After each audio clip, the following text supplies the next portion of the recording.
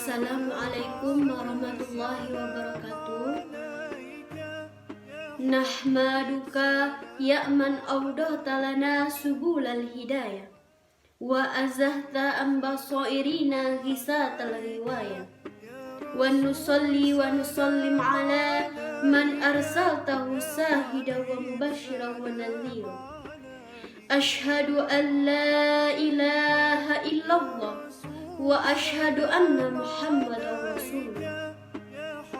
La nabiyya ba'da amma ba'du. Allahumma salli ala Muhammad wa ala ali Muhammad. Baiklah, saya Cindy Aprilia Putri, NIM 2119285 dari Prodi Pendidikan Agama Islam, semester 3, mahasiswi IAIN Bukit Tinggi. Jawaban nomor 1 dari pertanyaan di atas adalah: di Indonesia seharusnya sistem manajemen pendidikan menggunakan aspek-aspek penting dengan seimbang. Dilihat dari segi aspek teoristik yang dapat digunakan dalam proses pembelajaran baik di kelas maupun di luar kelas. Dan juga dapat digunakan teori aplikatif yang mana peserta didik dapat mengaplikasikan segala macam teori yang telah didapatkan sebagai bukti mempraktekkannya di dalam dunia nyata.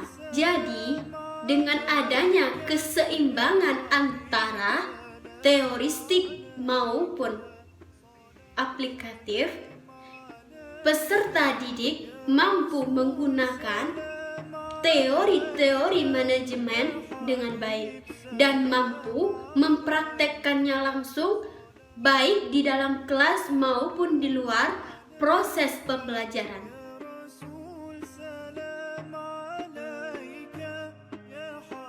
Selanjutnya, jawaban nomor 2. Menurut saya, kualitas pendidikan di Indonesia belum merata disebabkan kurangnya perhatian dari pemerintah terhadap pendidikan.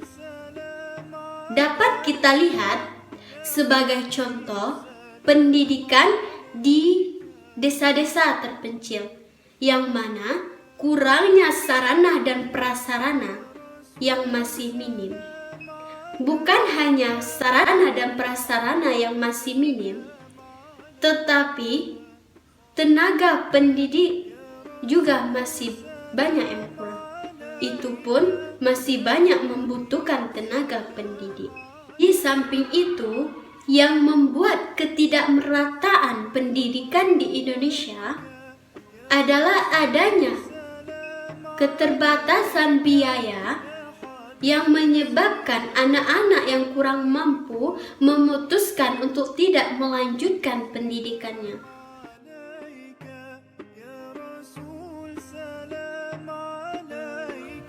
Selanjutnya, jawaban nomor 3. Lembaga pendidikan merupakan suatu tempat sarana untuk menuntut ilmu dan juga merupakan suatu tempat yang mampu menghasilkan, menciptakan sumber daya manusia yang berkualitas. Lembaga-lembaga pendidikan tidak akan dapat berdiri tanpa adanya bantuan dari masyarakat. Begitu juga mengupayakan sumber daya manusia yang berkualitas. Karena pada dasarnya menciptakan sumber daya manusia yang berkualitas, masyarakat memiliki peranan penting untuk menciptakan tersebut. Contohnya, dalam lembaga pendidikan menggunakan sistem pembelajaran, yaitu sistem outdoor, yang mana terjadi pembelajaran di luar sekolah. Di sini masyarakat akan terlibat dalam dunia pendidikan. yang mengakibatkan peserta didik mampu berbaur dengan masyarakat, sama halnya seperti berpengaruh terhadap peserta didik, menjadikan peserta didik dewasa, mendapatkan pengalaman, menjadikan seseorang pendidik yang pemberani.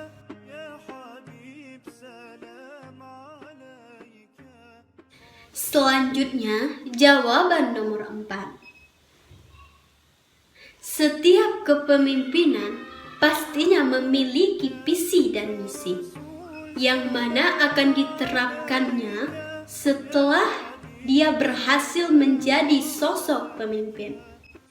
Yang mana visi dan misi akan mendorong semangat bagi orang yang dipimpin dalam menghadapi berbagai perubahan-perubahan untuk mencapai suatu keberhasilan. Hal ini, kepemimpinan harus memiliki visi dan misi. Tetapi ada juga seseorang pemimpin hanya berpatokan kepada kekuatan kepemimpinannya. Tetapi dia juga berhasil menciptakan manajemen yang berkualitas dan bagus. Hal ini bisa saja terjadi karena pemimpin bisa mengarahkan dan memerintahkan pegawai yang di bawahnya untuk mencapai suatu keberhasilan yang akan diperoleh.